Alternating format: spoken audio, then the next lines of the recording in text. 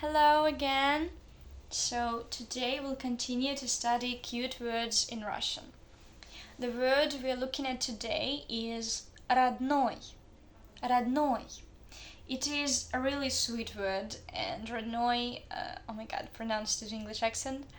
So родной means like a close person, because we have like родственник, we have a relative, and then we have родной, which is we imply that this person is close to us spiritually, or that this person is like family to us.